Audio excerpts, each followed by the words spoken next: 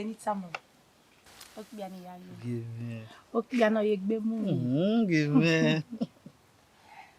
You need some of the dinner night where my woogie me ram Virginia. Ya guys. See. Ya be guys you. Westy. Yeah. You will maybe come away. When we are with me, maybe I will move. While we work a couple. Now, we're saying, yeah. Yeah.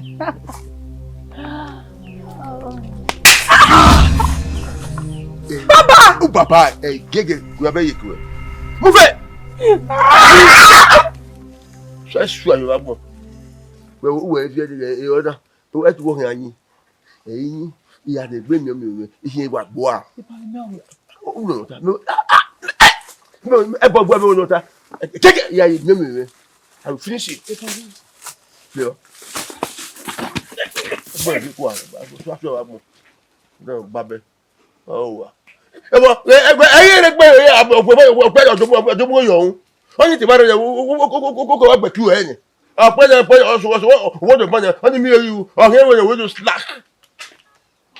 No, I knew you were saying. What have you about more as if you do to drama when I walk about George.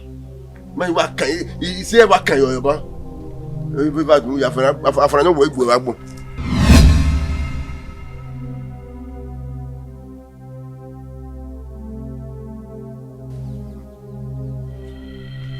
Baba. Me we are ready. Okay. Baba. Mama say no saya go. What's no saya go. No you go. What say Baba? Go. No look back say you go. Say you only go. Just have it. But you say I go. Mo go. You know the how go me Baba. Good way. How much you? Zado talk. You talk less so test. We're going. Waku le bois. On va pour ça hier. When that you go.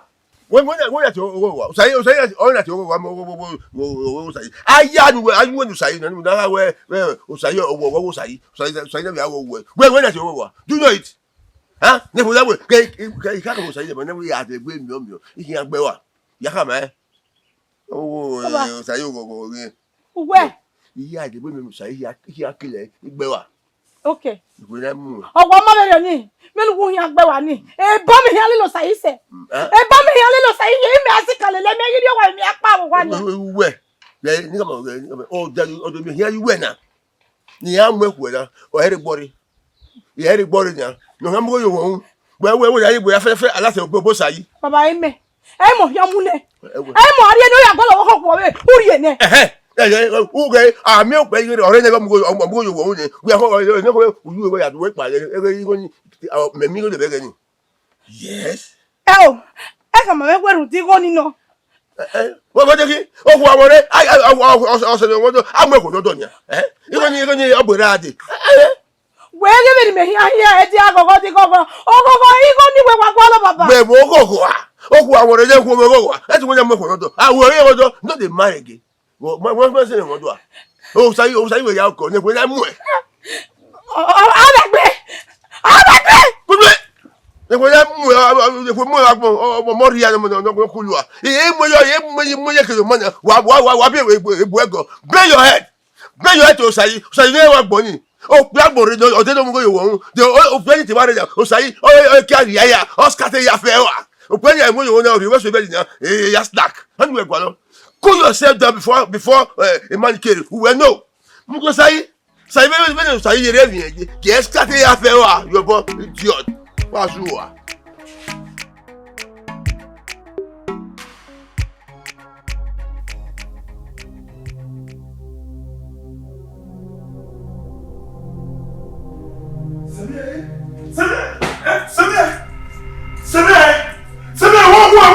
I saw from here. One. Samuel. One way.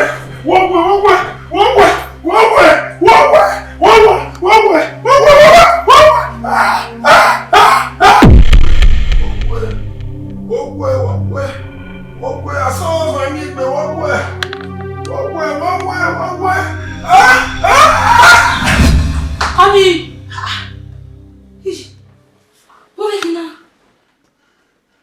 Mina. Imina.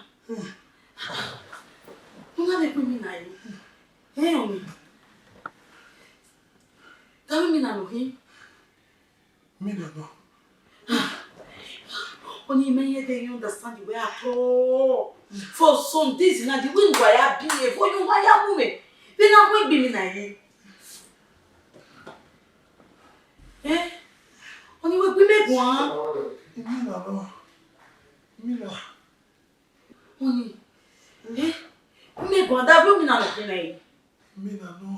Mina no. If we Mina no. Let's see Mina. Ometi Mina.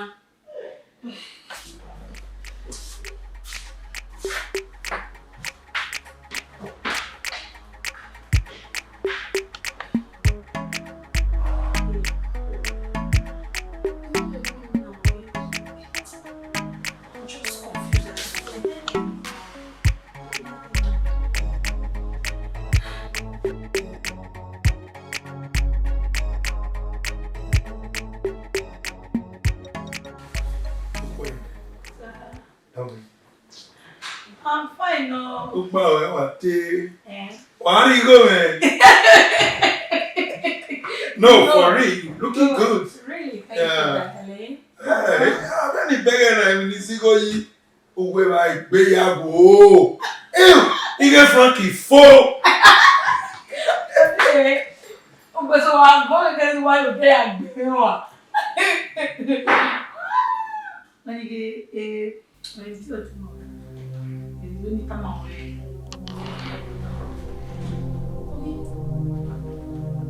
Oh.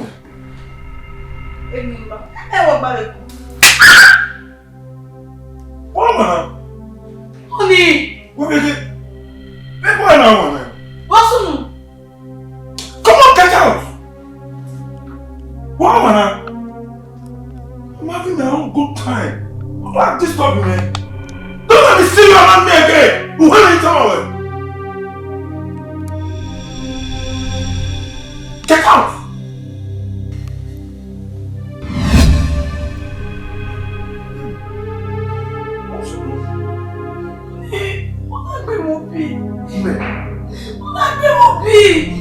No way.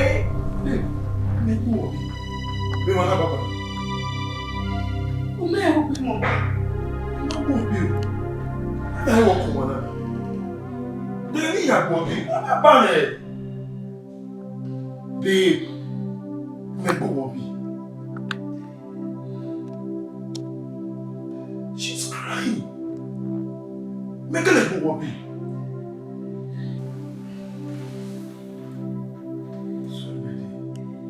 Sorry.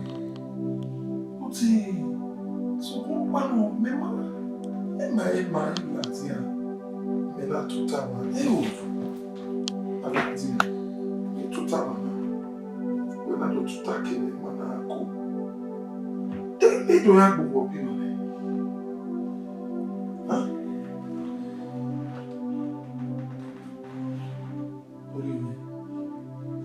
Babe. I never slapped you.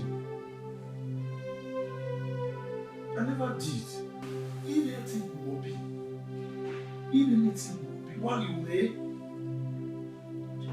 Oh, what are you? Are you serious? Very sorry. Very sorry. Very sorry. Sorry. That will be me around. No, we are with her. No, Danny. That way, I'm yeah. What it will you so what they will be like bearing. You are on your war. You are to go and speaker. No matter clear. Very kind. Now, me up. Now, what would done? Huh? Yeah, when I beg them.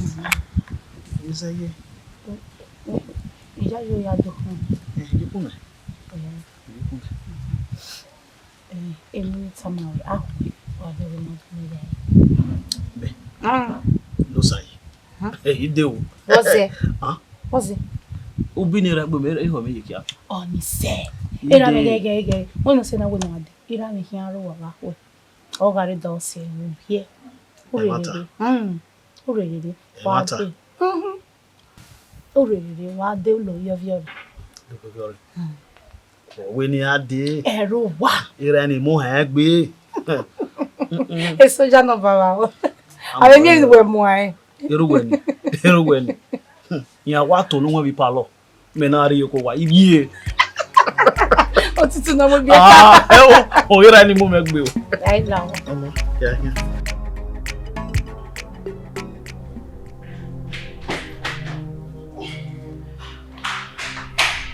Frank. Oni. Oni. What's on the way now? What name? Oni.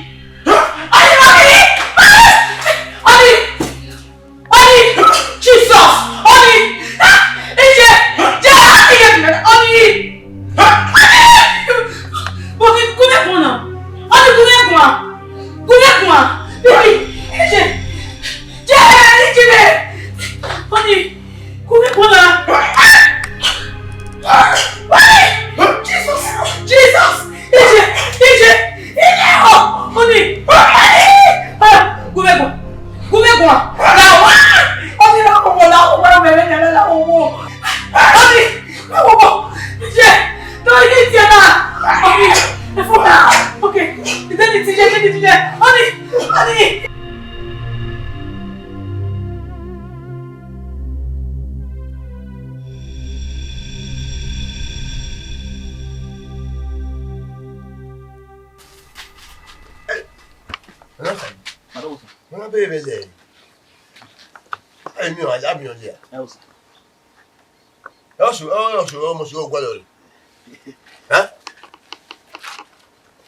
Well, I will, ma. Yes, sir. Then, good. Oh, I baby, what get up by from food. I mean, almost. Oh, I don't want to do quite almost. Yes, sir. What a baby. Eat them away, move, mount. With that. With me, yeah. I will talk with you. I will be any. No, will not be a man, more beer. Yeah, so I must. Yeah, you are. Njoku, what you will be. I will more. You will be. We are a doctor during the day. I will go. Yes, sir.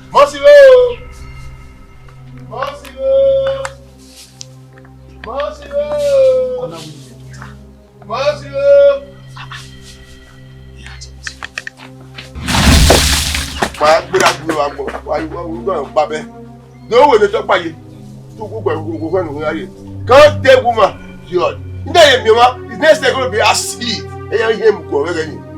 Don't go. You have a more way, baby. There you go. You want sex woman? Don't say, whoever would do one way, never one. Don't work in the what? Dion. Next day, I can't eat before. You ask whatever they did. And they'll be sorry.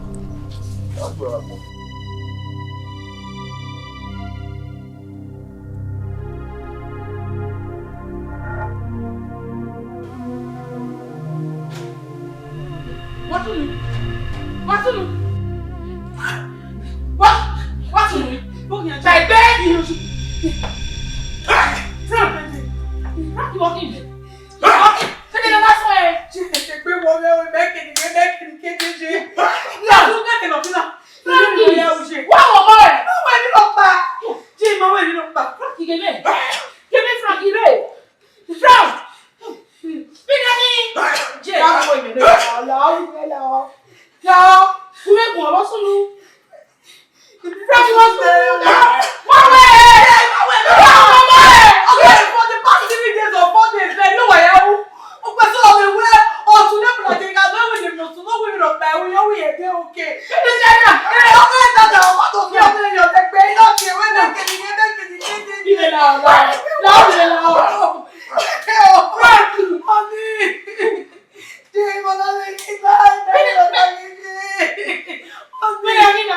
Frankie, let me now.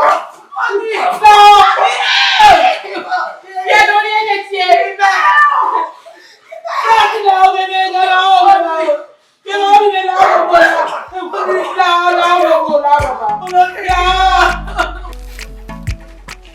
What do?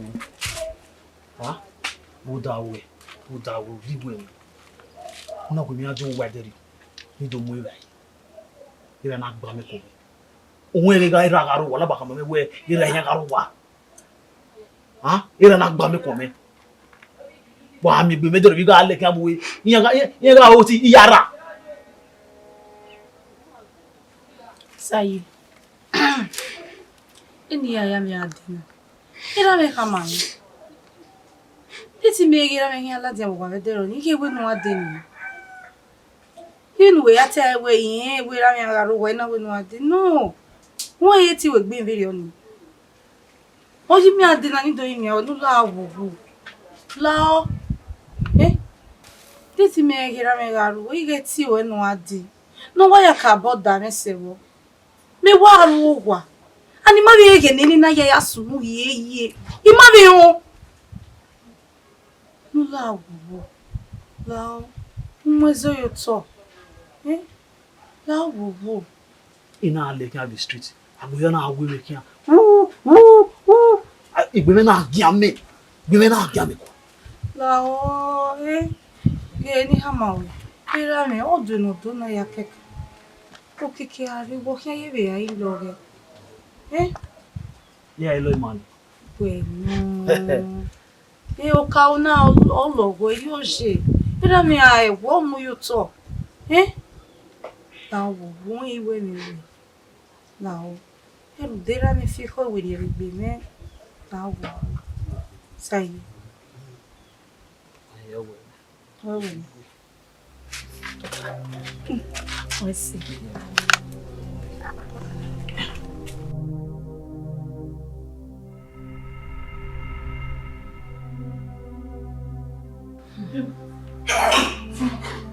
Now, okay, now, that will go.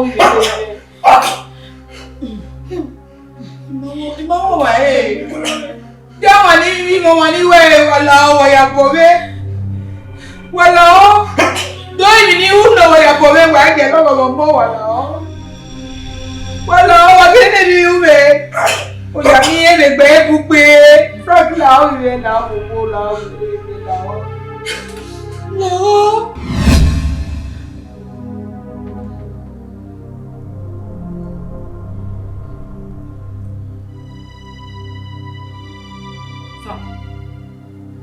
Frank. Oh dear. Omane. Iye. You know what? Frank. What's wrong? Beg, what's wrong? You mean you don't know what yet? That I don't know. Go. I've been away from. Beg, what's wrong? So we say. Odi okay. Come. You know you am baby no come. Imo egbe ni. How come? Yeah. Oni. Frank. Oni. She. Yeah. Eri wa dona. Oni. No. Papa. Nika wala o. Why you go mume? Omo pani we no wala o. Why you go mume wala o? Isu se gbe baba mo wala o. Yo. Frank.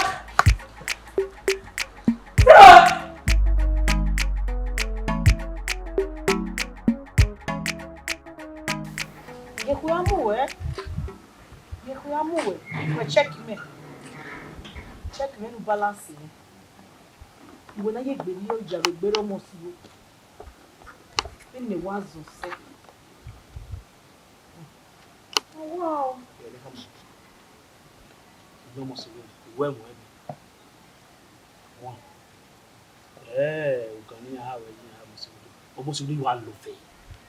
O mai ro pa e di no na do we ni me lo mo si bo ma no ta igbewa. Wa. O we no ro no na ta we eri we love me. Edo salo ba gi me father. So ma e ma wo salo ba ji. Me bo mo si wo salo ba ji ata. Me bo mo si wo mo so. O ko we ri no ka be yi to ya be skata ma e ro. Ko wa mu na sha because nya wo jalu wa e me ba. E te ro nya wa me ro wa to ko we. Oge na e da mere. Amodi do to ko me ya mere. Wo de ko wa mo information dan. Wa mo ro to ko. Oh, no to bo amodi do eku ebu we. La kian. Eku emu. Sayi. Wọ́n na mi amire. Ṣe ni ya re mi emi ya. Sayi na ṣe ma understand it. Tí we mo e ṣan o so ge yi mo gbe wo yo. Make it akesi we. Sayi sha. Ya ye ya bo sha. Ma ya wo. Ma ya wo. Wo ni ga na.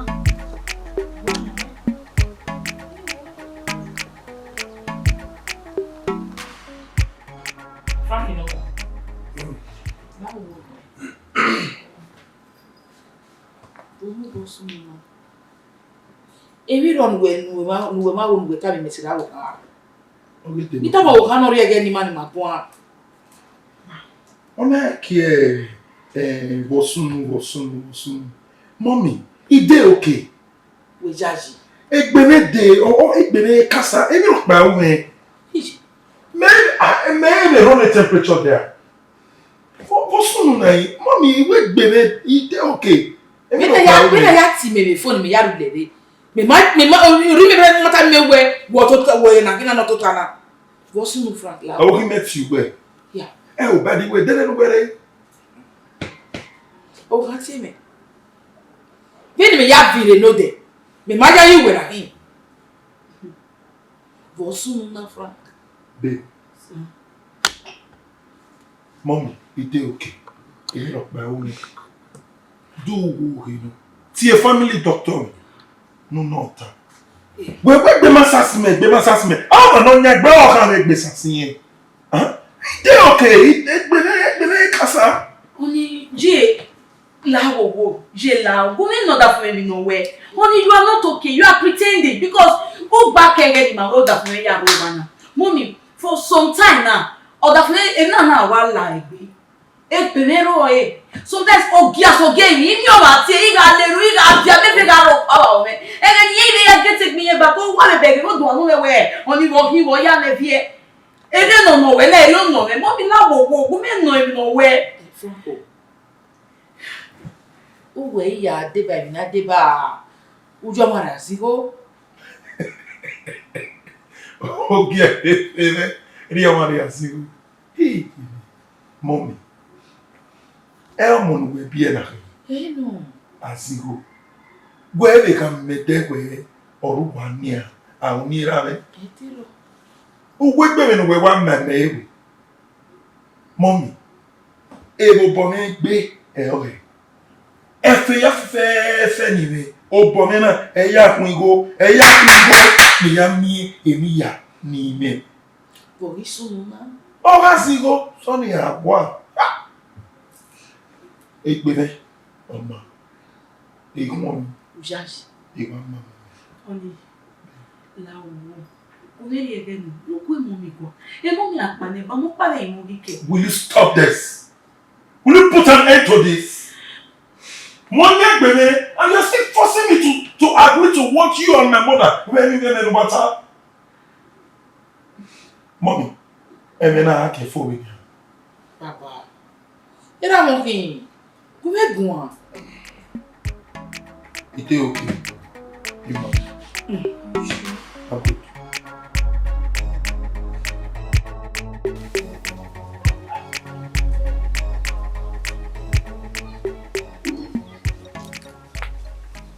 Must you go? Daddy. It will be any back. Must you? Evba me and I want to say, why you? Abu no why you must you? Baba ya me say no ko. We are say you wa. Most after a lot of money met to you. Now we want the baby Musai. No way me atai. Atai. Why is the major carrier boy? After you have a while. Oh, whenever they will have a demand to go back to Sai, I will kill. Who will kill one and no do. Baba me. I hear me way. Me. Yahaba mobile. No way I go in me kaya di me yo do say. I do. Who wa me no say? I do. I know. We are getting senior. Mero wa una to pa. Marry me am wanya. Why you not the bow? I will kill Sai. Baba ya me say no ko, say no ko ya me. Who will where I do? I is a you, but where Yahaba will say here go you. Yeah, but you what again. It's a way you go, Sayariga. Yes, Sayina. Mama, Baba, Baba!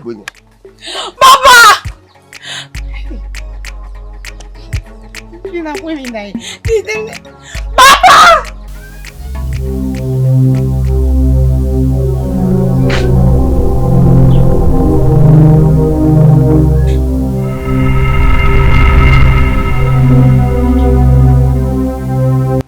You might get to you might get to you might get to Domusa.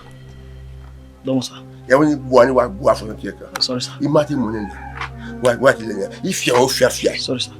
Where about when you can open the Warrior, you want to boy, it is possible. I keep you come on, no, you about my daughters. Oh, you must go to your Mahama. Who want to argue? Eric went out of the boy. Who work with try, where I go say, who would like no road.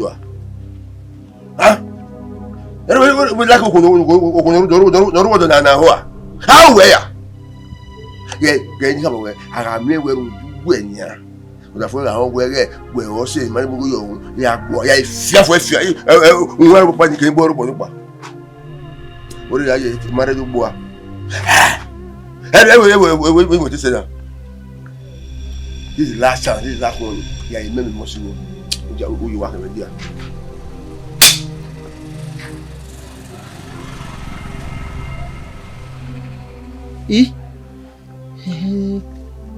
Man, I thought to work be one. So, almost a go be an old age. One about when you love me, you love me. Or you love you, moment. Okay. Just see.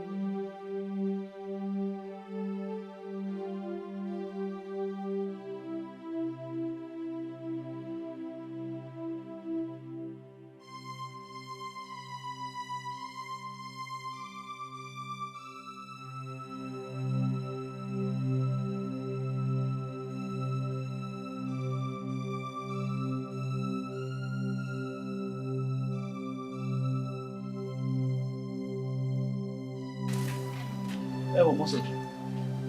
Ere ku weji. I uwe me mo we me watani. E do ro what you. So we me obiabe. Mo yan mo go iwo hu. O mo na ka ma me we mo we. I ere ku weji a. Mose go. No ma me we lo mo to ogwe ki aye. Hey. Sayime obiabe. Okede. What can they say in no? So you want to know? Yeah, come on. We all boom ya do. All boom ya do. Man, come on, me or we need you boy we cool. Or we do that way. Or we me be no yan go you hu. Yeah, o say. O be ave ro no yan we o. Never say what say work be anywhere mo. E go better ma me. Eme go tani. All you be va gunu eni. Eme go tani meni. Say, ko be di ya we ade. O ma ka ma meni yo bo me gunu. Igwe ni go gbe kamo we shut up. Igwe ni kama we. We ni Buhari ni ki we gberu. E ku me do ba we won. Igwe ni wa kama we. E ku me do ba we won. Say.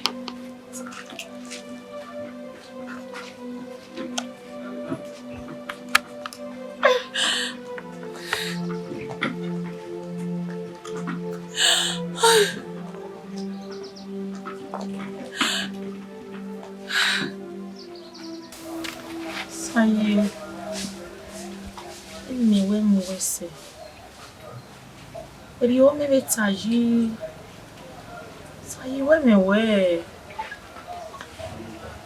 E love ni menu e. Follow con no. Na mi e debe ki. Saye. Ya metaji we be matagele we. Ya ni wa kama wa. Wa mo love gari. I love you, they worry me now. Oh, I'm love you, more love you, where you do. They love you, where go along. Oh, we were.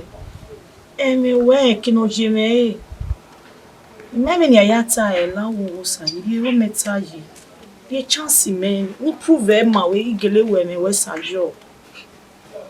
Sayi. Ebi ri awo mebe. Ni kama wo kparo mi he ya we gugwe wo kparo ni ma we he ya we opa ibu ni wa kama anyway eri oje sha won ege nana dan gbe na ni egwe na e mo bo wan e be no ji e be ko mi ai ga kian ni ana ga je gbe kian ni udo mi ege awe me won gele me no ge mata no saji iwe me woge mata ga o me weri ya oyi mo wa o nuga awe ma no ruwa o me sai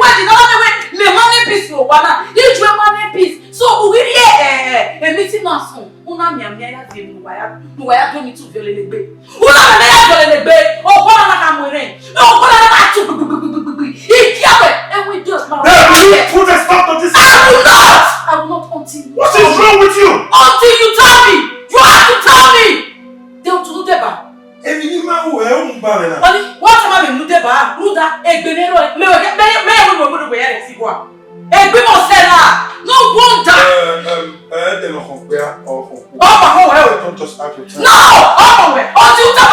You can't go inside without telling me! Babe, don't push me. I should not push you. Don't push me. I should not push you. For real? Go, honey, what's one or two deba? Because women, you know, now my back what? Fine. A baby nowhere. No wonder.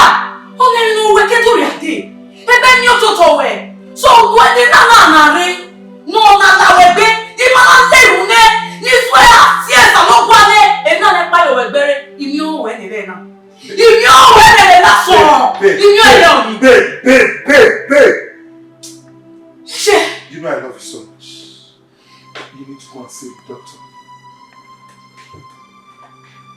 I need to go and see the doctor. I don't understand. Frank! Only what happened?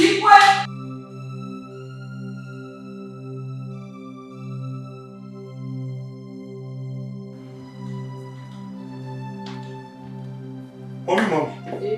Emi ya here. Why go relax? Uriela. Na phone free juice. Mama ni mama ni ka ko ya menti ahia ilati. Why be? Ya joknes. Amana joknes we ni na iko to ye no ika obo. Mpa ni oni ko we mekere utana. Omo gbe yoni mo we lati. Ke no ri kon we onju igo go e Frank. Make it out of you go out. Oh, what would you? What would you? How would you make it way? What are they Latin? Who are you? Why are you? Oh, I'm here. Why can I go on? I want one minute. Me not remember where you Latin. Why are you? Oh, man! I don't know what it is. Oh! What's the name? Me move on here. Yeah, what are you? Oh, again. Oh, damn me there. Are you trying me? Only one be your wow. Only me, Frank. Oh, you may move on here. Me move on here. Frank! Where is the living on here? What a big one, what be your wow. Frank! Mommy, every nigga type of when you're ready, you make an arm well at it. Mom, when it's over. What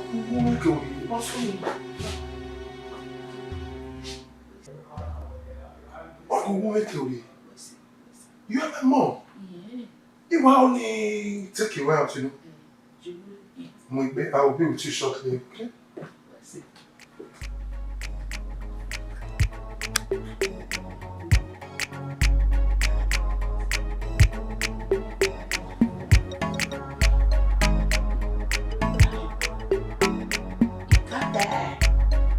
Wow.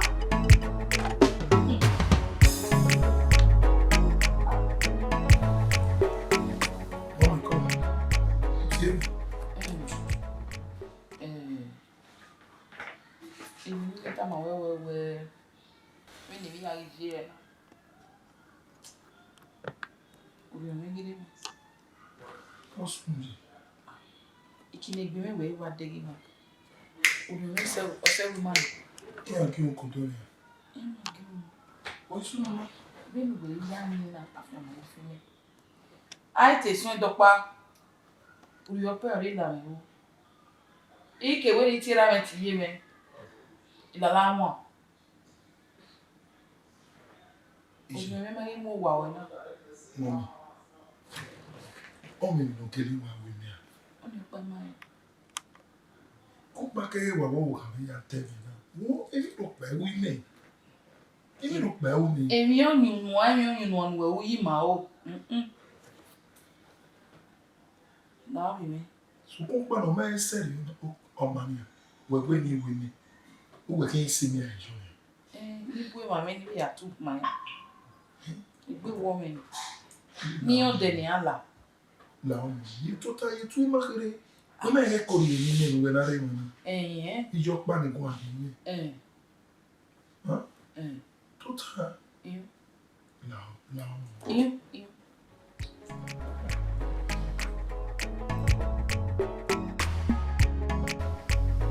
Hey. Salut, boy. You n'avez con mi, non? Uri me me de soto yi. Huh? Me mi ke na na be mi wa we o ma hun mi. Yin hun mi. Huh? O kame o we egbe mara yan mi. Iye mi o we egbe mara mi. Me to bi me de egbe mara mi. Have mi egbona.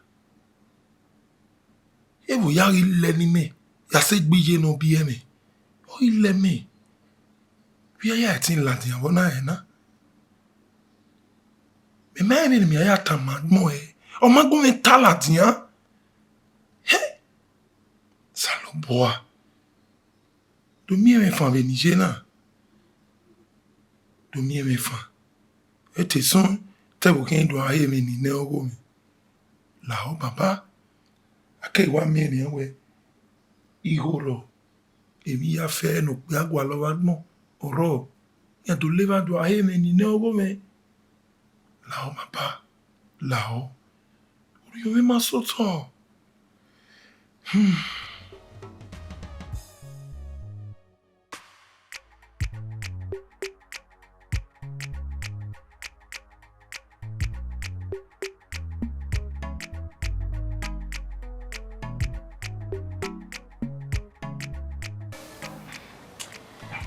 Aí. When you come on, what way your worry, ẹgbẹ́ mi wà mọ̀ gbé ní àwọn ya ziwo ya dugion ima kere we una na le dugion fún na we wubu aligo okbudigo iyobo ní àwa be rí ẹnu mi na keke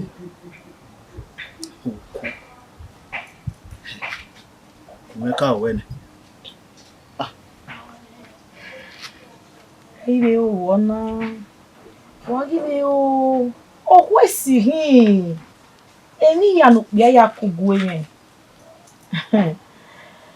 sayi we are in meyowa in fact e ko hin aneri wesota because even no keke ni aga unu zero bia ni we mo sajo Meka wene na ekomere ya agbo ebi ni wo. Yari o you beg go ti gbe o bi awe fun temata we ma we ni we me we ma we ni temata temata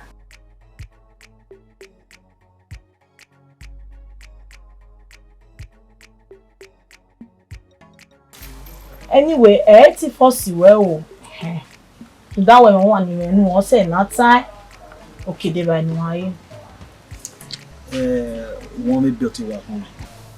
Okay, worry ya wa le du mi mayo worry ya wa le ma wonu ri gore o ya wi go mi le won ebe mi ma egbe oko ya wa le ni Wá je wo le. ya go ele o ani mi se ti unu e iwe me we ye me we ya ku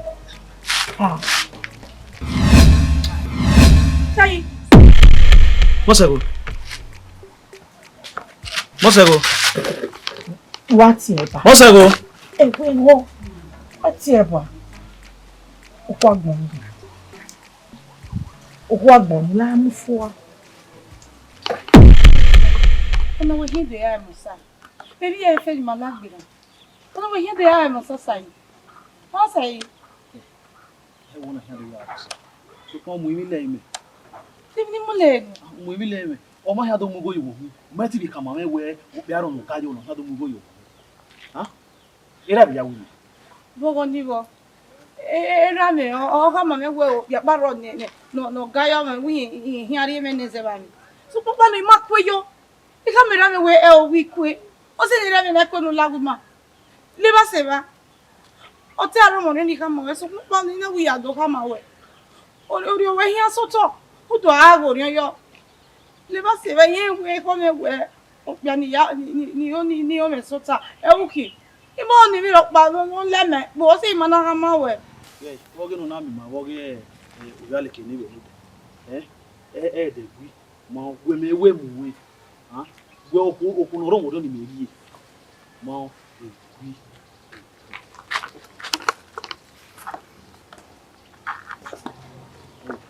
bo bia ni oni ya yi sota ni me rie we oku no ni me wo ni ya ni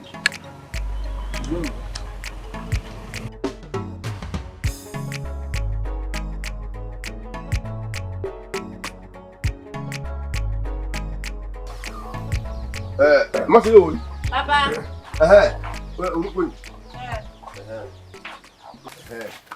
No, my God. Oi, Papa. o Doc Agbes Parliament.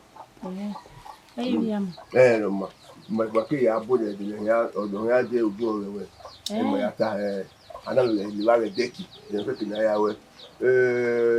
Euro da fome. Quem é que é boi é a de, não me é o Agbe, o Cabo, mas é a ter vai a bolo. Aqui bolha é deck aí no dia. Vai bolha, é na do bolo. Vai que baba. Ni gwe o da na mo yo, ko na ke we o do e boy di o. Ele wa heke. Ma ya, Edo na ni ka mo to e. E mo gbe kan baba. Agbo hamba o.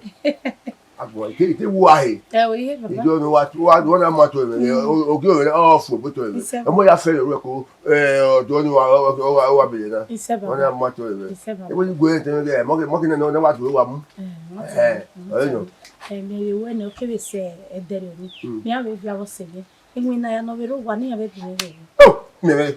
Ọmọ òkè rẹ̀ lókèké náà jí wà tó yóò náà ọmọ òkè rẹ̀ ìtẹ́lẹ̀ máa ń lọ agbóyọ̀ mẹ́rin fún rẹ̀ lọ́tọ̀ rẹ̀ ooo that's it good daughters ní ẹ̀mẹ́tẹ̀ wà tó tó rẹ̀ ìlú ẹ̀rẹ̀ náà ọmọ ìbẹ̀ tó gbà wílé bẹ́ẹ̀ ká àwọn sọ̀rọ̀ sọ̀rọ̀ ẹ̀ kà mẹ́wẹ́ ẹ̀jẹ̀ kì í àròdì ẹ̀wẹ̀ wẹ̀ ọmọ rẹ̀ ọmọ sọ̀rọ̀ ọ̀hánàdọ̀ rẹ̀ o àyàn ní adé lókèké ìyá kà bàbá náà o ìyá kà bẹ̀ tẹ̀lé obìnrin Akin ọ̀pọ̀ kwa.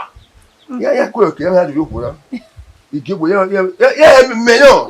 Yẹ wọ̀ yẹ òkú náà bẹ̀rẹ̀ yẹ mi wọ̀ ẹ́. Ìyá mẹ́gẹ́rẹ́ mọ́ ní mọ̀ gá. Ó rẹ̀ ọmọ mi bí ẹ fi tukú lẹ́gẹ̀rẹ̀ náà ẹ mẹ́rẹ̀ bí ẹ.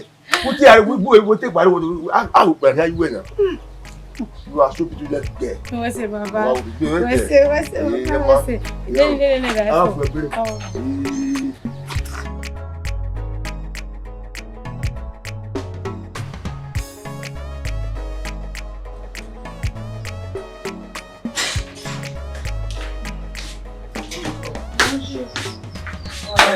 Ide mi amisa ni mo. Bẹ́ẹ̀ni kí ni mi ò pa?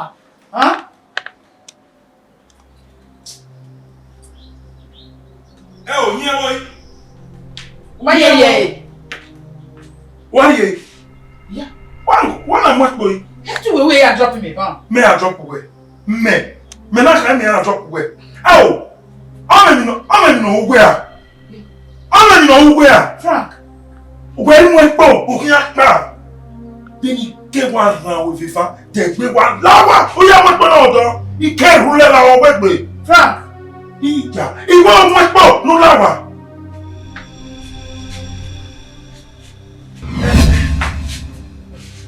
Ẹgbẹ́ wọn mọ́ mi wọ́n pọ̀ lù wẹ̀ lára òkè àfihàn.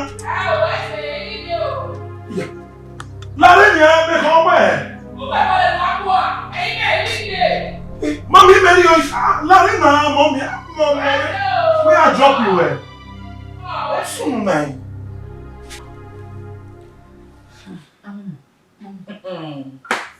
Ẹ lè kéré. Ìmọ̀ ìgbà lérò. Òòjà ni èrò bọ́dà fún ọdẹ ní mo gbé orí ọ̀pọ̀. Ìmọ̀ náà ìgbà gbé máa ẹ tẹ́tí yẹn àwọn ohun ìjà ni màá yà kọ̀kọ̀ pa. Ó mú ta náà. Mi àtọ́pá bọ́dà fún ẹ tì mí. Oh man, we get it when you have to me to him na lawa papa. Dem tai na je.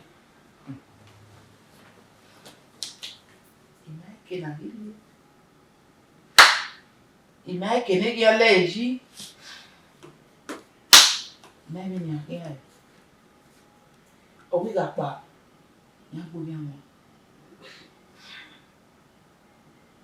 Mami ni akin. Ji.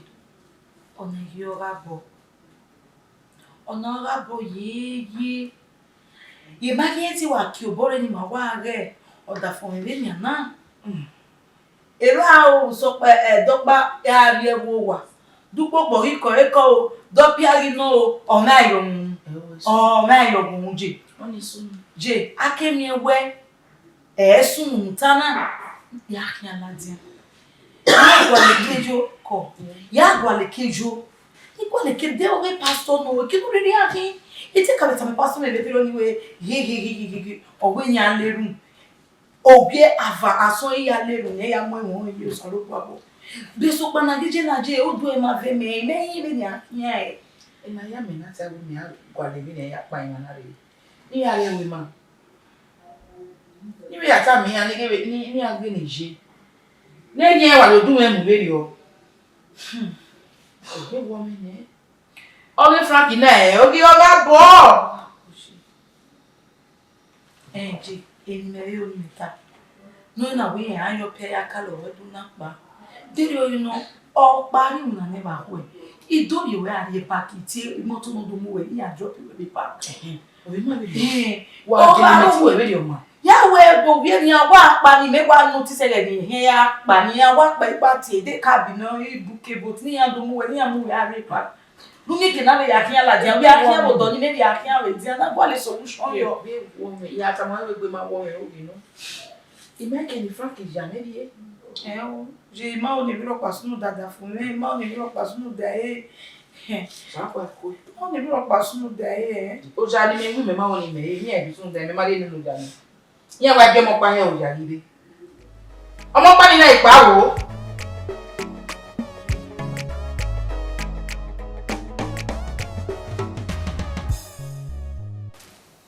Sayi eva egwa lumae ina kpobokpo we ina ariye kina yigo me ya ariye ki ya leva enu e pe na gona eba no mario e me gwa we dame ome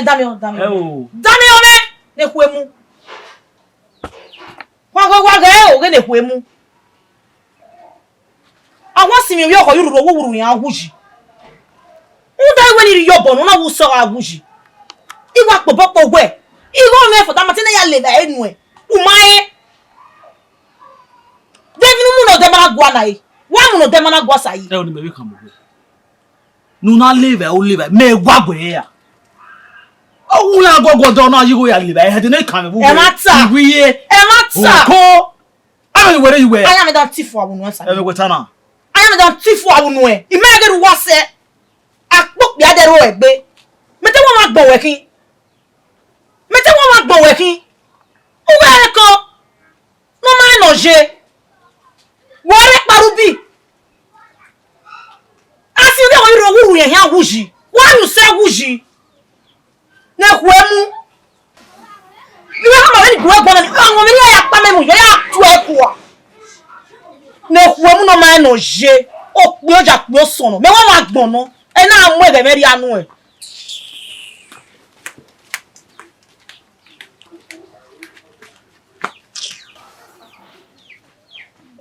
okay e ki ga egbu wa de wa go lo bari wa ko wa ji o ya leva mo aji go we leva me leva ye ori yi me buri yiwe yi boy jori you no bon do re we yi ma love you we o we love we when ya kama you ya go wes dami ona iwo ni ari edu ni ya gwali go to so ni me ri gwe na iwo hi are iwo ni wa are du ni ya kunwo ni mi kina do mu go yuwu we ni go wes do akuyo do da we Me here bog be no we tie. Oya me ti. Sai. Eti onu temuri na etema. Ebi no maili. So pa no aduari Edo Bonia. Una do anegone, una do bloke boni, u do se mi igwe ma. U gije mere. Mo se igwe me we tabo. Me here me ti su we igwe na. O de oni here me ti yase we ya. O igwe awe mo ma ni me nu. O nga ye mi ari Edo ni ya make you na. Make na do am go.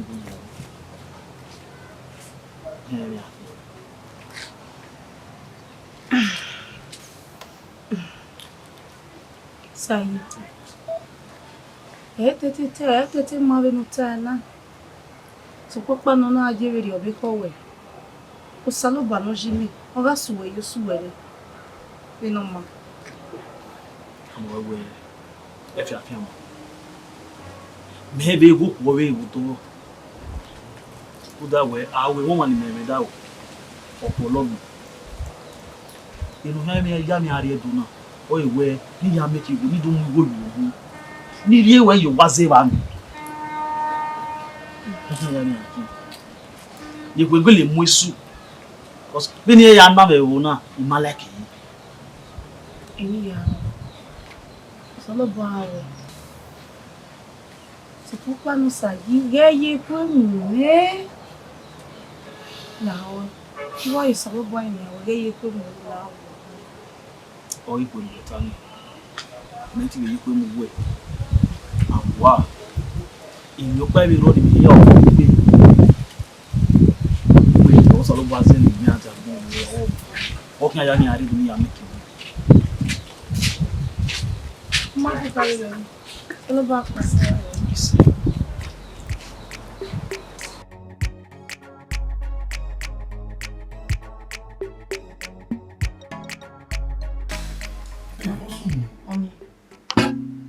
Benin Original, you need time. Yadwari down here. Yare yelling by Mana. Nana me woman who tell my tamame. Woman who tamame no way.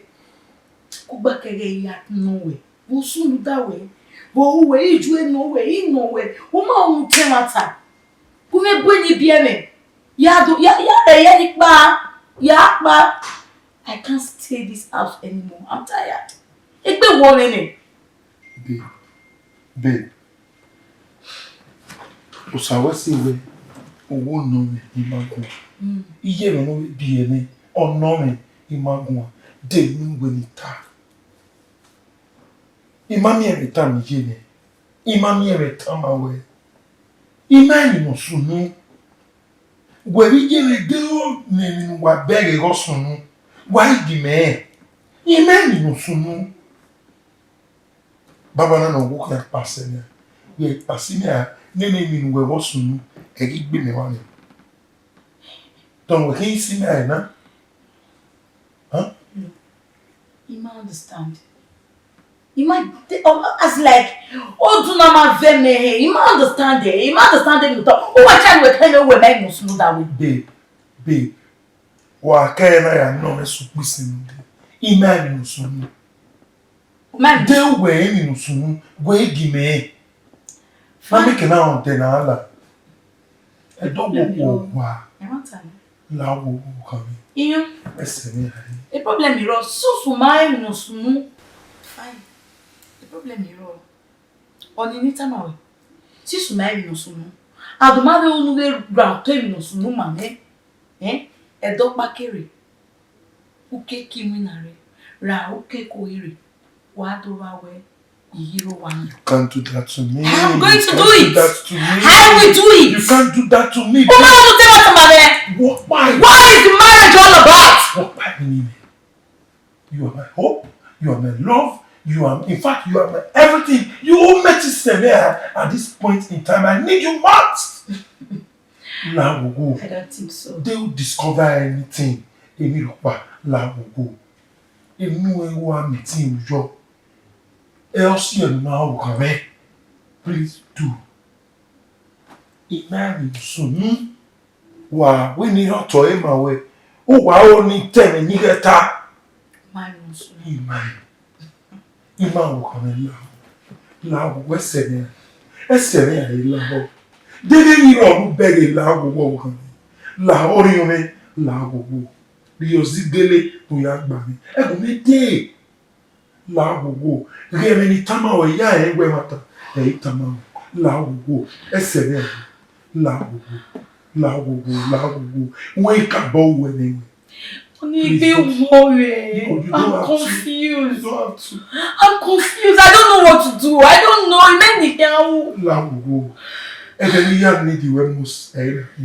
You can't leave me all alone in this house. Please, I love you so much. I love you so much. Please. Please, my darling, please.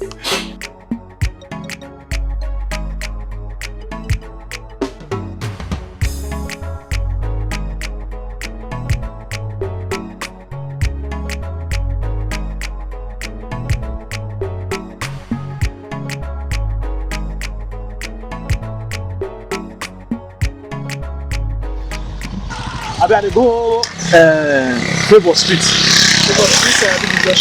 Inside. Number 19. 19. Okay. Evba Street, you know.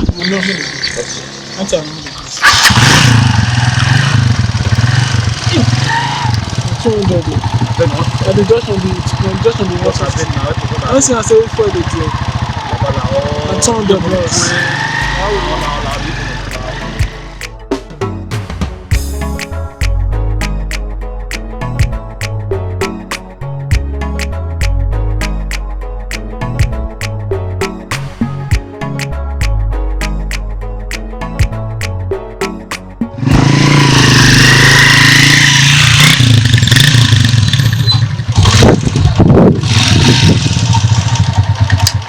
And the house with this number 19 Evba Street.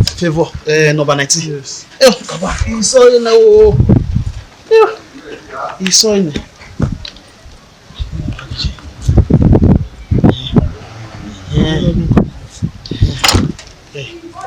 What's your?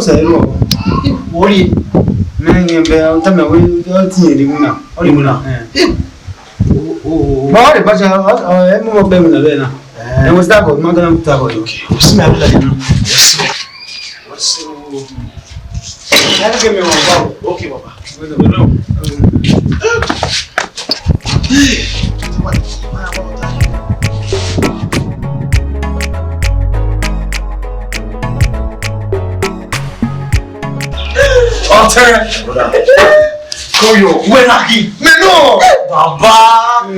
Don't must say, my brother. I don't you watch it.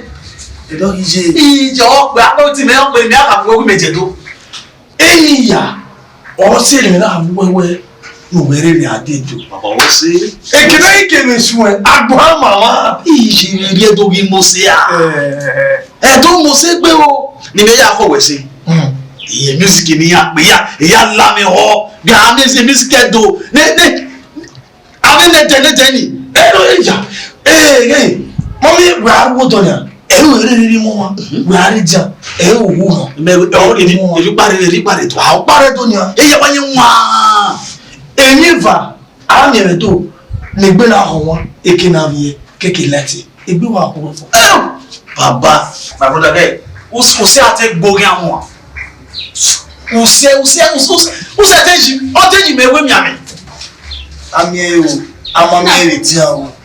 Abi a ikina bi a ti ju e o mo bi ari mu wa. Awa ru egbo oto. Lata mi wa. Aboda ni fa no wa gbona. Me ni gbera ikine eba pasi. Me wa le ba la de ya po ye wo. Imami mi wa. Ifu eba pasi mo hari.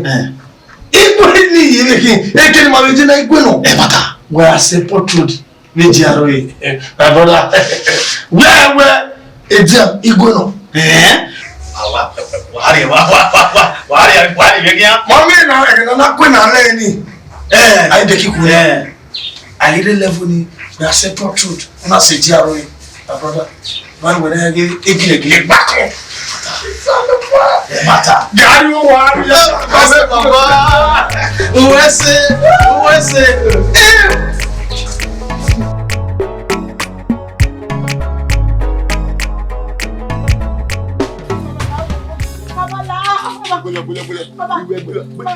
Move further. I say, wait. What's you? If we were many, you disgrace me a lot. I must go away. But when I wear or don't know, you go back. I like Bakumaku. I didn't know where they were. It's in be. Yeah, but then, they have left. Now, for you, when you're quite away, but the woman, why, hey, boy, where are you? I can't even help you everything. Be what will you everything? If you ever want it, now I don't know. Oh, hey, man, we were going out of my war. Hey, we want many, we are having you aware, no point of it, you know. You are.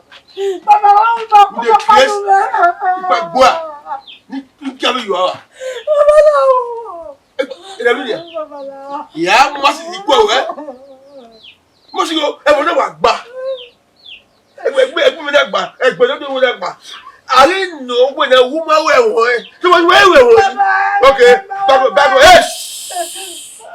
Bago is Bago.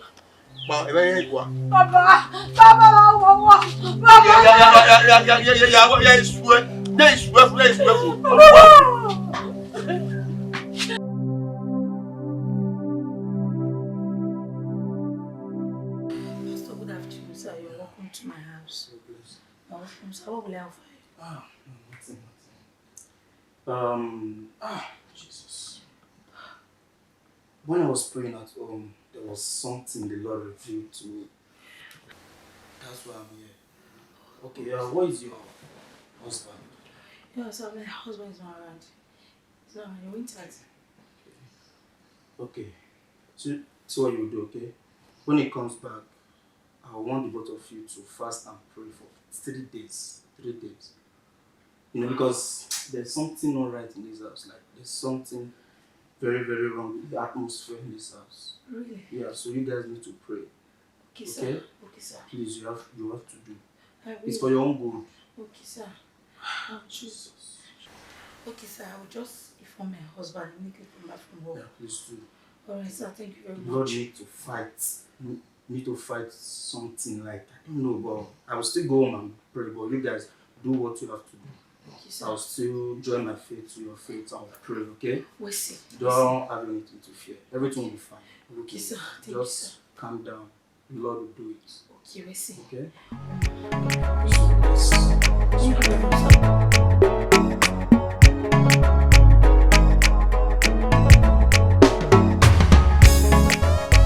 Saji.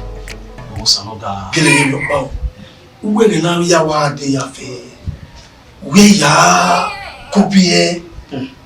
Because it go my easy. What's an ogre? Yeah. Any kere baba. Baba obe igwe odo. E ugwagbe. Ugwagbe. Amajugba ni ra era no. No we na aka me ni mi ajedo apa ti mi re ni na koda. O pe ni apa ido. What's here? Me we enige ni àwọn mo mo wa me ninu. Àwọn juwe ma we he pa igwere. Ti we mo egbe won mo siwo. Iwa we won mo siwo si e ujo mo siwo ma o se ma re pa. Me wa me because we wa mo nya unwa. Eni ya si we mo na re pa de do. O wa ze o si e ni ma re re. E de mi obi udo mo siwo ni o se mo na re re. Se ko pa no. Evneji mewu meti etuna evnira ume oji mewu meti ni be fi village gwiri ni me be ade do me do ni aboni ave lo edian kakabo oya ni ade negere ume patana no omo se gona woni ade ogunya ni do mu ira yi nínú kaviya mu na akio ona weri yen garo wa bugeni go garo do sioi na kan bugeni ni me wa kan ni na woni lo e ofio gyan wo be gyan na woni wale ba e wala de gibe gira ma na wale mana waja o come dey me na woni me sulu a ana te me we wu ya leri aku we kian e na we baba me na yibora e baba e ro pasa o we do bia meki Baby, I let no piano win. Bena ya we mana tana. O we ni ria gani tota. e mani nem we khari to We ni ria gani tota. O we mo se go there di yan ri ya. O we bo no bio eni yen. O we don wa be o bio ni no ko. O we ni ria ga ota e confidence ni e me na ya ga me na tota. Ni me ya ko wo me na mu yeki. Na mu ke. o come ni me ya ko eni ona we ya temo siguro ni me ya ko eni so wa ya me ji me na wa vin nie we go so no mara mere o yin brother eni gere my brother eni ya se ina we me diedo ni we keti me mare ina woni awo Bon salobwa e mani o me severio Bon salobwa we e amere we yin no da we àwọn ọmọdé ba ku keke wo ye blisho ya blish sa wa ya mere odo yen mi sa mere odo yen yan ni o wu no o ti le seke de ra we egburu we bi lana ika bi lagbara ni ni onya iya ni gunya iya o berio edema iya o mere iya de o berio oma e pa ni begi o ga si were to salobwa so pa we na kawe ya meeting na we mede na ya wona na tini yaro e wa meeting na wona e wari ni tini waro me wa meeting wari asedune eduna so pa na we khori oto ya wona ade mi woni e wa meeting na wona salobwa we do ri wona ni wa no salobwa we me wa meeting na ya wona hello babe On your way. we ya ye na I suppose. no wa ko chili wa Why go break it, I missed you. how you doing I'm back. very much Don't start. Come on. really The pastor said, pastor we ain't go love not really. You are ready, man. We revelation so ni can man can we can wana we ni man we fast for 3 days so that we can go into prayer. We fasting. okay wa in the church Mary, when we marry fasting, then you assist him out with prayer. Don't we fasting out there? Baba Oh, no, Baba. we le na ni They are not here, na my hands when I didn't go just one. e we me ye la e go ma ko na La. how be fasting day to wa ni am we fasting how be ni me we fast me ti we fasting na e ko me na me ya ko Oni. When we fasting away mama. Even though you go here that be man.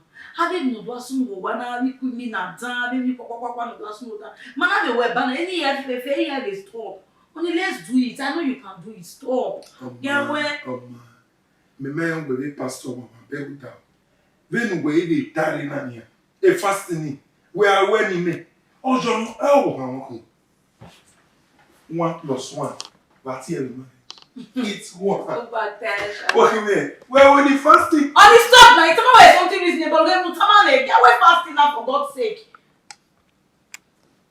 you ever shouting at me I'm sorry. never fasting I can't fast You are joking, right? I'm not joking I can't fast even fast Are you joking? can't you get that to your brain You stop yet and better than you way fasting. Frank, don't tell me that. Only don't tell me that. do it for me you are my wife do the fasting for me I can't fast Yeah, tu can fast. Woman fast and fridge no nobody beside you. And kitchen is beside you. Who don't take beside you? Who in my job to see a wall at the way I do my hair. I don't know you and the why I do. So you are beside me. You will fast.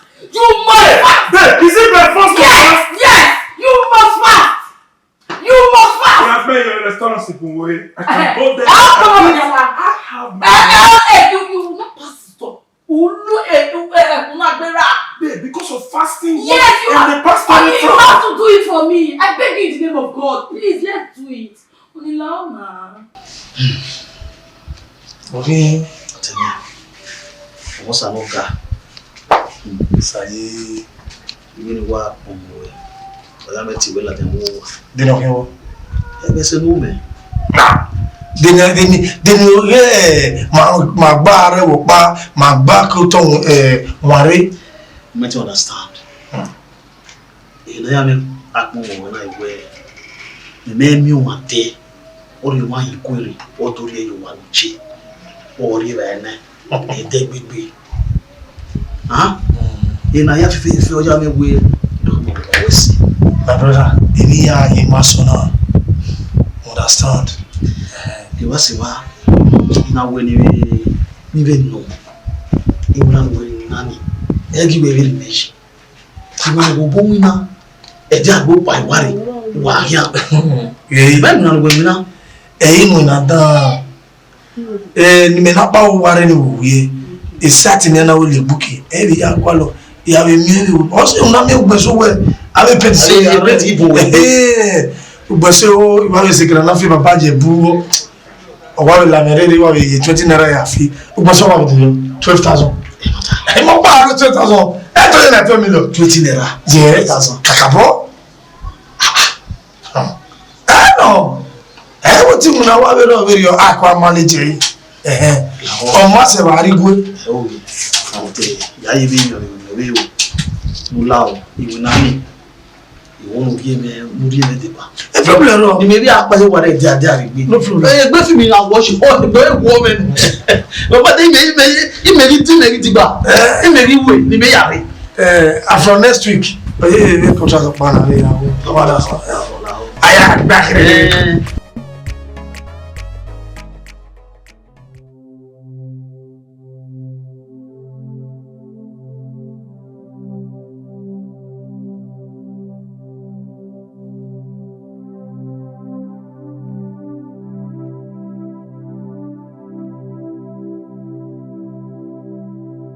Wow, you must you are we must go Muroto, better me very by. Must you no, see where you are not more Usai. My Kadure. Gewari, it better be back from Benin. It work quite we are generally. I don't know but the days are numbers. They were married on where we can say when every walk by and walk by never Kadure Usai. If I ain't go. Go to law, if I go, I was celebrating what we are here, not really. I can't do it on the moon. Very, yeah, completed. This was banning and banning. If we are even I don't walk on I don't walk out of this place here. One on you, Siena, call it to come up woman for your head, if not, the lie. That the days are no bus. If I complete now, or what, back to this, I leave this house. Não, né? Eu vou chamar o Beco e ó. Nossa, eu conheço a cama. You know. A voz. Damiana. Eu vou nem área do. Ni a quali. Posso ir me rigo na. Eu vou nem área, eu vou nem o área do ni a ku e me que nada do mugo eu. We ni go ese do akuyo do that way me hiaro bogbere no wete oya me ti Sai eti onu temure na etema ebi no maili so pa no aduari Edo Bonia una do anegone una do bloke kuni udo se mi igwe ma ugije mere mo se igwe ni we ta bo me hia me ti su we igwe na.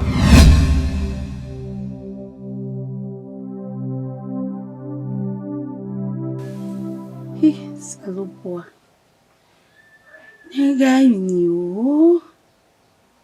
Hey. Nosayaba Agbes Edo. Oma ebe ti me buwa ya. Rano ve gwalo ma gi ohun gume. Saluboa.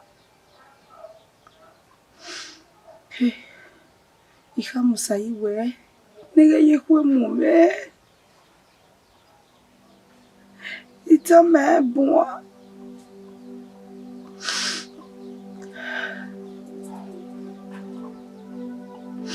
Amma.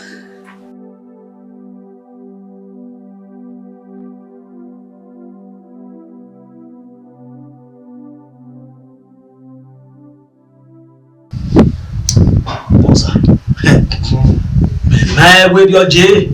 They don't know. It's certain who are. Any have so. Oh, near what enemy near Tirola near well, Dokumiana.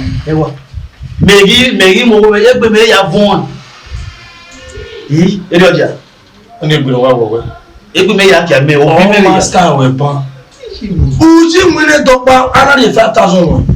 We are showing guy when I'm where Ujo guy, Udo, and they are going around. We are the 5,000 while I'm young. Okay, Nina was single. Wow, wait, that brother in a year, any Kuma. I may contract money. Okay, oh, what's the idea? Any yummy, I will fat boy, anyway, Yahoo, Imam will try. Papa, and we are heavy, Harry Boy, eh? We're quite packaged with work was in Coco. We are some dog.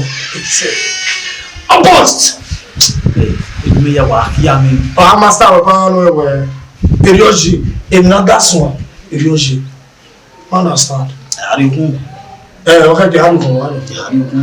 I'm body pain relief. And I met it. You are here. Just by me. Or the master way. I don't know where you met me. But what's out? He had a contract of power. So far, we come boy, we are money, or I need to work. Understand? A customer, you give them a talk. You sacrifice your time. In me, where Jay, while living, or why you better know young on your kind, no one live is any me, papa. All the power enjoy you, but let's talk it. Go, a young weaver. Every benefit in our new down on all. If I did it that way, a game of my fee. Then I feel. Oh, is that your car? Give me 6,000 plus. He gave me with a fina. We be having him, man. Huh? Oh, what team? Oh, we drinking me. Me mati kaka be. Okay, see. Kegena bana. Give me a party. I wanna watch you with drinking. You are really loud. Why you gonna go out fear? Yes. Okay. You go cover. You go to the ball of it. I know. You go to the river. Oh, you make me. I am one. Start to help with later. Oh, God, it's here, my brother. Oh, come on. Hello.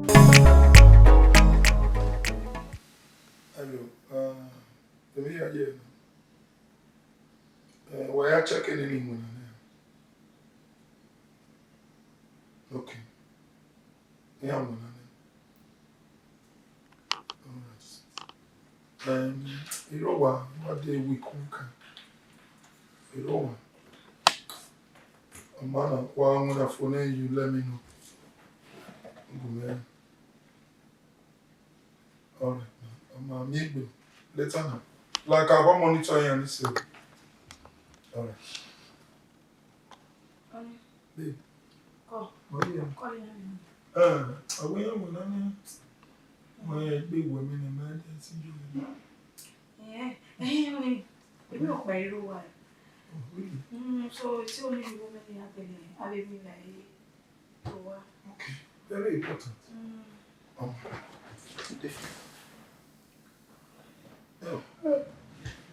are you going to do anyway? Igelai. Are you stupid? Igelai. Need Igelai anyway. To do what? Do I look like a husband? Do I look like a father? Then you go to Igelai anyway. You want me to Igelai? Go and meet your father? Not Igelai anyway. Me, Igelai. You must be stupid. Get out and not let me. descend on you. You get nonsense.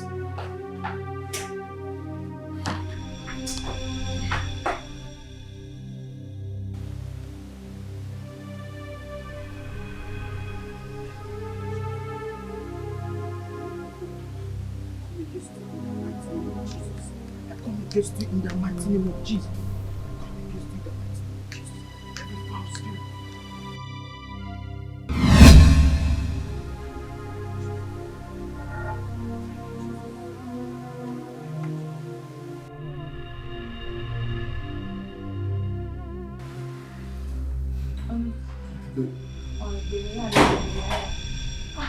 Pastor. Sister, you're blessed. You're welcome, sir. You're welcome. Okay. Sister, the first thing I asked you and your husband to do, did you do it? Yes, I did, but my husband, he refused to do it with me. No, Allah. There's no problem with that. There is something in this house. So there's some spiritual personalities in this house. In this house? Yeah. Okay. Sir, a very long time ago, there was a woman we slept with. Can you still remember? Think. The woman There was a maiden here. There was a maiden you slept with. A very long time ago. Just try and think. Just try. I can't really recall. Yeah, When you try Nigerian now. he just said long time ago. Yeah, he did. Yeah, I know you can still think. Yes. You know.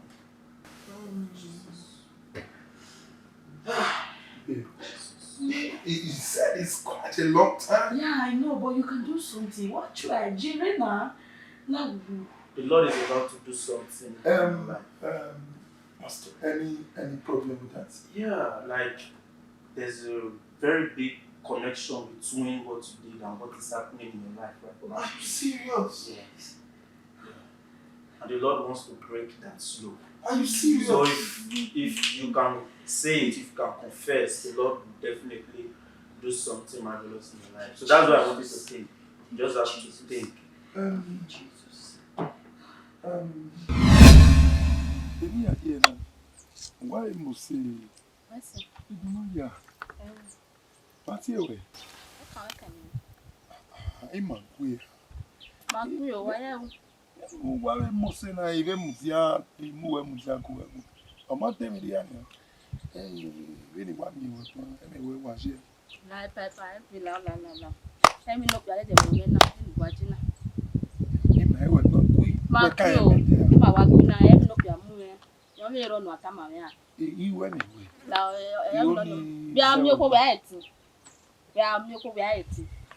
Okay, no. Oh, okay. I tell you more. You know, your mamma, don't not see no moment. Sister Larena, yeah, we have a milk or more mudia, but what he did that. Oh, no, okay, him. Well, take it easy. I tell you, if I make women.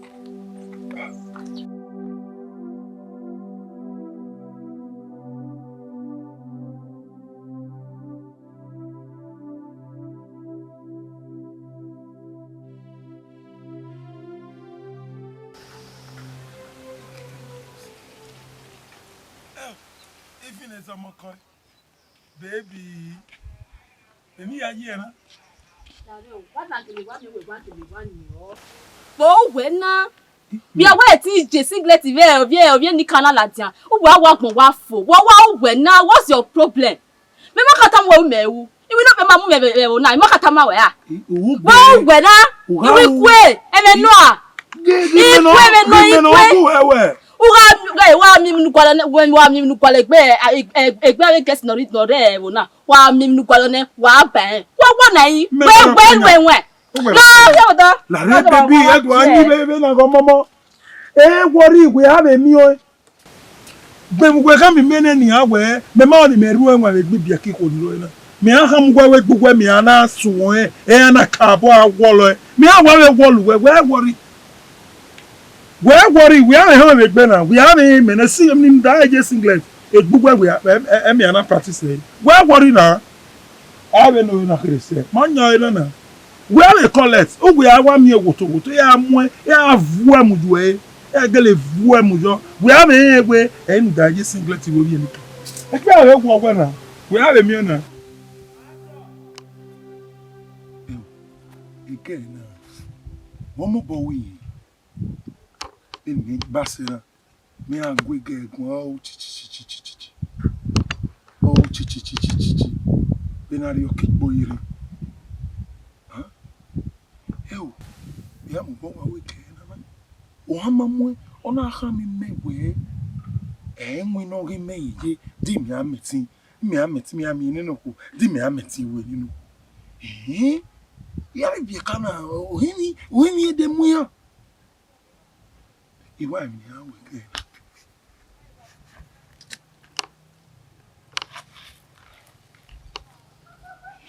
we me kwere ya mam ege no emi na live mama na tedebi ya mo ya wa mo ya we na mo ya uda o to amogbe o kan fi ekebe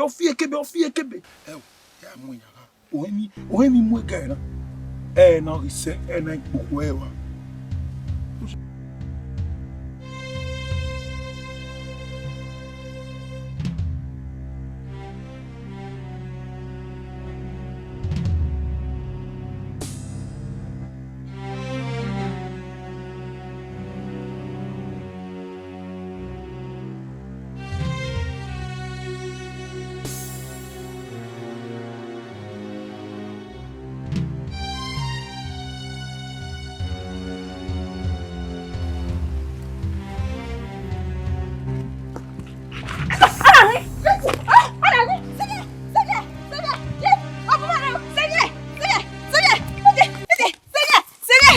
Praise the Lord!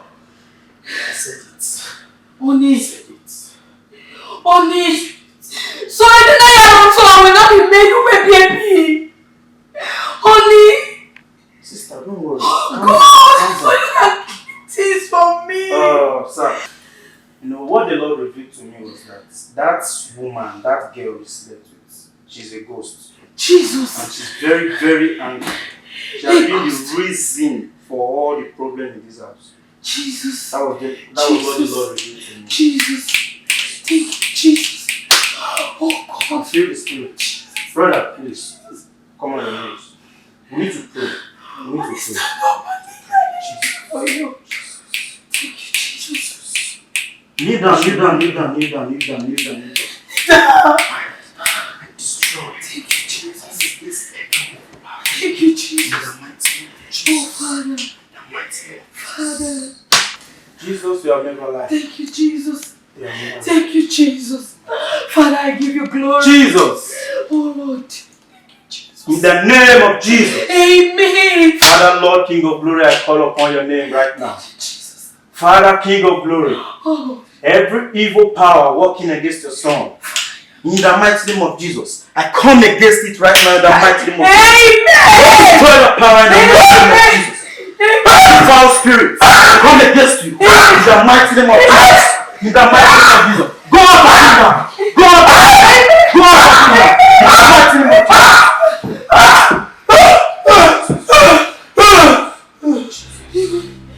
Come against the power.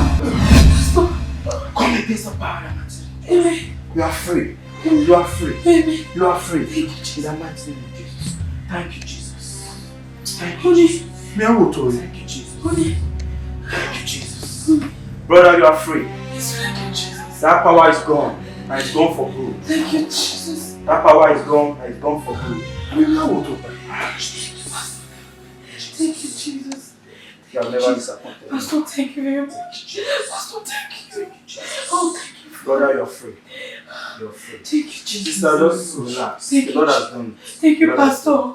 Thank you so much. God will bless you. God will bless you, Pastor. Thank you. Oh, God. Okay. Are you fine? It's fine. It's fine. Thank you, Pastor. Thank you.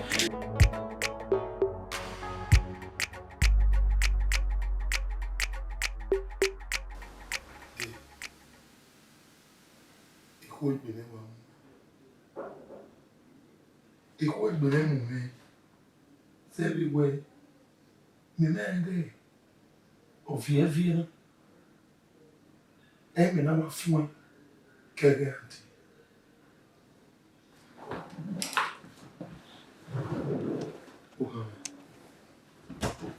Lao. Ido bẹ̀rẹ̀ ẹni ni àwọn ọjà ní èlèlè ní ọkùnrin. Lao wo. Dọ́kítà sọ̀nù ẹ̀ yàbọ̀ mẹ́. Yàbọ̀ mẹ́ wò kàn mẹ́. Kèdè wẹ́ ìwé ká mọ̀ wọ̀ páàní àgbọ̀n mẹ́nà. Kàkiri jẹ́rì. Lao wo. Yàbọ̀ mẹ́. Nda. Èmi náà yà fẹ́fẹ́fẹ́ ní wá sùn náà ní mèrè dẹ̀dẹ̀ ẹ̀rọ dẹ́ni pásítọ̀ náà ló sùn jù. Ẹ̀kọ́ ẹgbẹ̀rẹ̀ mú wọn. Owó ìwé yà wá tí ẹnu dúró nílé ìwà dẹ́sẹ̀kì láwọ̀ yàbọ̀ láwọ̀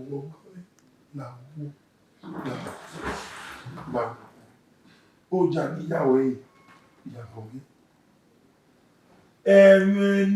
Nuga kawita mawe lawo keni eu keni mayo yabo la nda ori owe e oku kena mi oku se 0 eni oji iyo na mi ewe emi pa odo ya we do wa ihi e ke gbe agogo la Monta. Yeah, boy. Yeah, boy. I forgive you. Oh, I see. Yeah, boy. I wonder. Oh, I see. But so, ma, when I have a na yekana. Okeke ni ma, rami mo. Ani Maria ni Maria rawo. Ruda. Eni soro ni ma yo bima yasi. Ora lorima. Mara munazi. Mamuso. Uwe na ya na yekana eso yiro na bewu na mae magamunazi magamuso na lawo ni magagborio koto ya remi ruda amaeke ni nikede na igamu emi no sunu emi ya fefefe no riri sunu awaze osie ra awoso osie ni mayo bimasi o muse oni iya po pesokman oriri fun o tiju e no ta na eri ya fefefe no sunu iya o mi ko iya o I love you so much. I love you.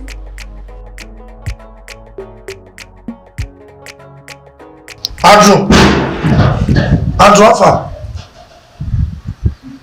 A drinking. We make sure we fear. Okay. When? Make I 1,000 if you give me there. I know. He try. We make sure we fear. And if you have your better, we go in. Remember, my daddy, I will not go near 1,000 if you give. No problem, no problem. You have to try.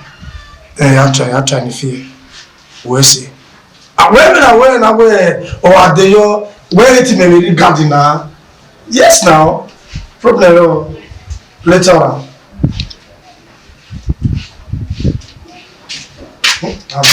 I do Papa Dick. Hey, Daddy. Hey, who are you calling medicine now? Oh, me wala we at Andrew also no. Osimu pa party or when you feel game pa. Or we need 1,000 feet. My brother, you go give your mate you do here appear. Yeah, and see what can we give me away. Now winning. That would do what I do. Yeah, you know you feel. Well, I'm going 1,000 affair. I don't tell about your fear. My dog will be. Then they can get it in me. You go to be here. A problem on single 223. I want no. No, if no one is no see me get to me na. E dey your guy birthday Jerron. Okay, that's it now. Oh, Go Didi. Oh God, what's it? E ko no wa mu na kai. E dey ma go e Jerron la ro wa ayari mi. Me wari me afi o do. Me afi ba. Iwe ni wa be zege ku e ni wa afi e we ko na. We ti afi we. Na afi mi mo. Game o no. Wa no o wi na we na ge gbera. Ko ya fi. Mi afi ma to na mo boro. No. Ni wa zege ku. Me afi o me. Me wa zege Parliament.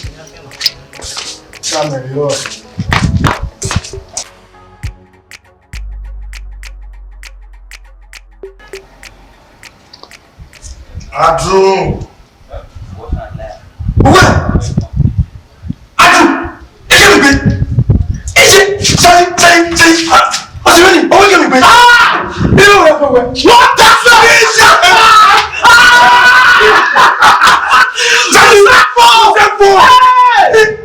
Usefo baba 1,000 about 5 million. Hey, baba. Ya ikatagwe eto nimereda. Ya make you know. Ya make baba wese. We go wasu baba. Wasigwe. Ayo mo si wo engwe. Igo lawa baba. Ge, ya me kam ya gwe. Federal government. Iya do aboro go obo me. A bank. Iya do aboro. So, sanon ba o ti won la ni me. Ije eyan ojo ku re mi je no wa kawo.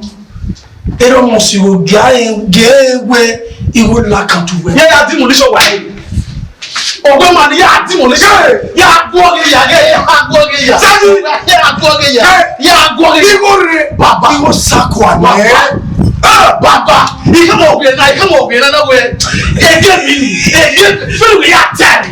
Ina mo gim ya ti gemi. Do mo si wo me won do. Ira owo epe ebi tu owo mo epe onu e.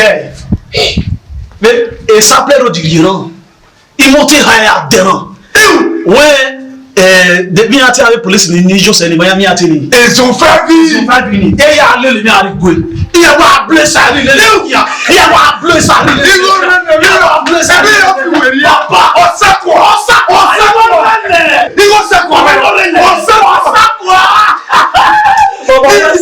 on va se mettre demain à de Moussa avec un ouénia ya iragé ya Rigoué o se no narite do we o salo ba de do we se no wa baba wese iro papa jaya ku e usefo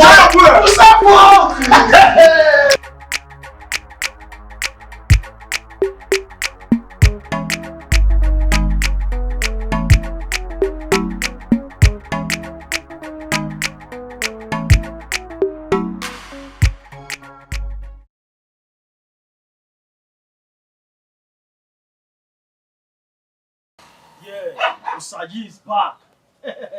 Gumela weta ni ya mi awo seme ni ka mi awo sayi rene.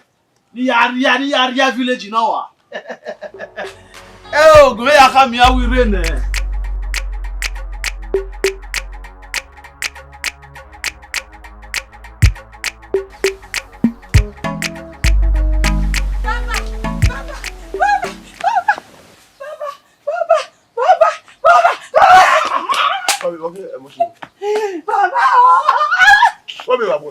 Papa kagome.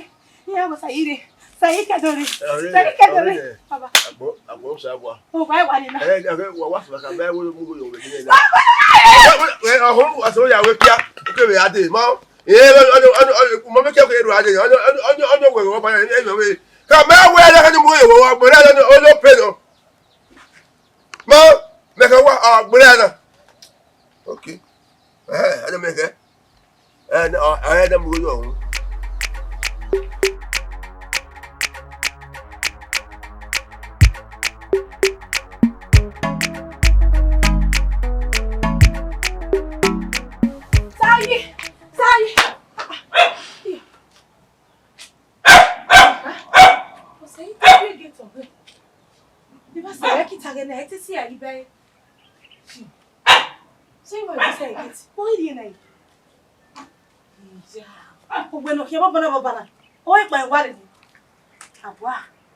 Mana mi sai ni je wa. E bi ekwe no. Ni mi ago pa wa re ba. Era me do agien. Awa ya wa mba saji. Oh, me no ya re ba ka lesi. Iti go. Ta ko yi. Hey, saji.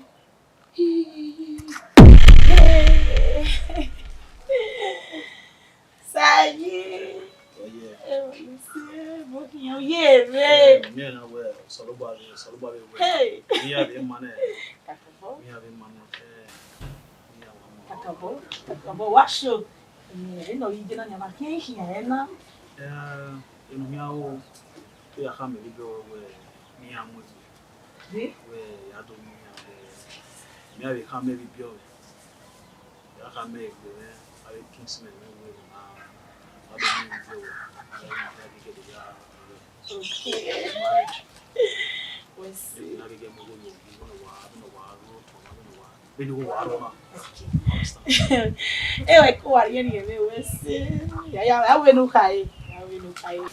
Sayi, ugwa be kedore. Zebo ko nuwe mo umeti we sori ba ma. Dun ni obe ba ni ku kedore ne. Iya yibe kama me gure, umabe seba ma be dame, ina me rule mo adi ogba we. Iyi se mana imam yo ebogwa. E de o egbe mana. Madam, you know you are disturbing me. Sayi. When we disturbing me? Me. One of one of you buy me what going next time? You get my things back, you are back. Do you know that? Yeah, you welcome out. This relationship is over. Yes. Sayi. He met you now. He met you quick. No now. He make only bune now. What's the yak pokwa? Yeah, he come out. He make only bune done. Ni spray perfume we and perfume nya, ave spray ni nya spray any kere. Wa ni je ami ga ekwe ni gwe mo. Wa jugo wa ku wala ku gbo de wa ku o. Imiene. So I cannot marry in this village. No. I can't do that. Sorry my dear, I cannot marry you. Saime. It's over. Saime. Yeah, ni come out. We go attack him now. Who we assume? Who we yire? Yes now. Who we yesume? You make him fiafo. You understand what I'm saying? You want him fiafo lao. Do me no wa lao no pai by Mary.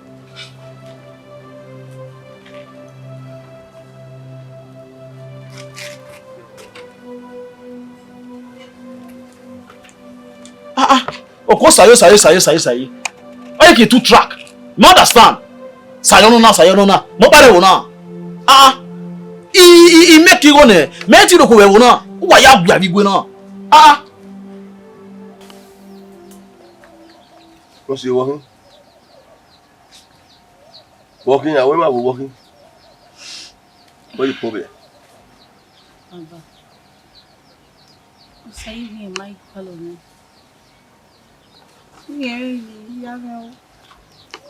Where? To le gbe ta igba ba oke en wa kai. Baba say we make all of it. We no time me na say me get me. I ma ka tama we. Ono me abe o da o. O mari e papa be o da o be be e. Ana aku wa go worry good at all. I said it all. May I ask you? Or you made the apple water there. Look at the road, look at the way to your sources of life. We will know to go wrong side. Okay. I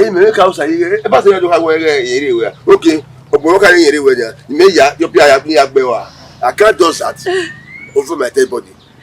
Yet I be a bush. I want to tell me a bush. May I ask the bush you marry? Well, that's the same. What about the part? Soon. My dear, in the time I how when I come on away, the Mario, you are your daughter, you are Hosai, a my bow, quite a denial body. Every about one. Why would you do about it? The days are bad, why you power it? One. Hosai, Mario Macame, yes. I make well say that you know, get back, where you marry. Who I'm waiting for you. I say, I don't know who do I feel when I walk in any way. I I will accept it. Because Mukere or Poyamuri, because a Miriam at the Miriam body, if I go, Yamukere, make a Muke. Nimuke, if I go, if you work this Yabane. I'm a welcome boy in the Suda. They took it like that. Okay.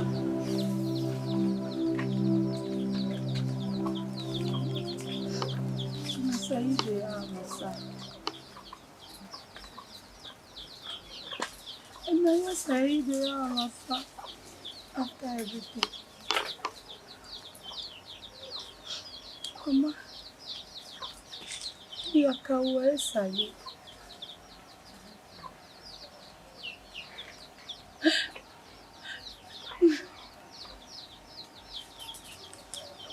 You can't wear sayi. Where am I? Where am I? Ma can't wear. No vena. Quero caçar no pó. Quero caçar no pó.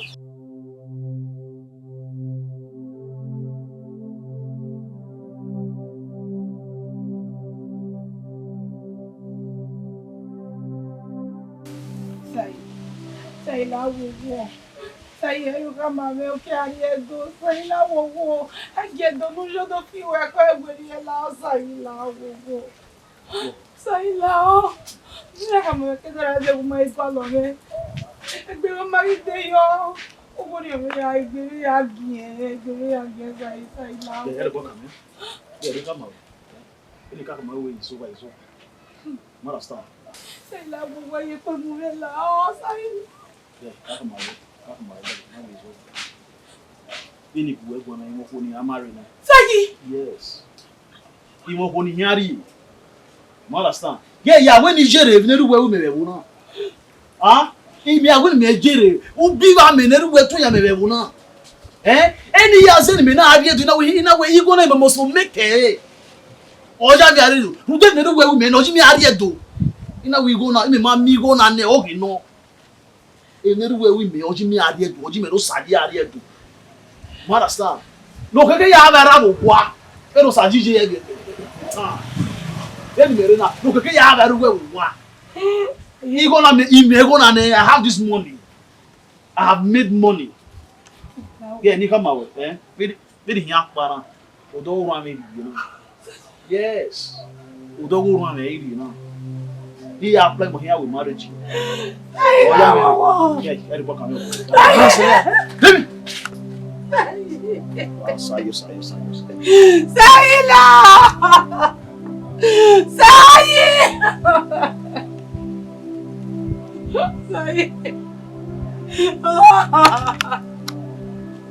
Sayo!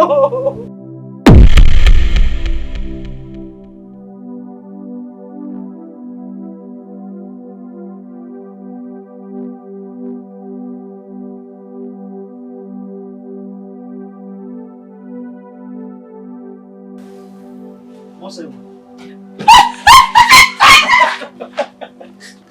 I don't have bottom. Say what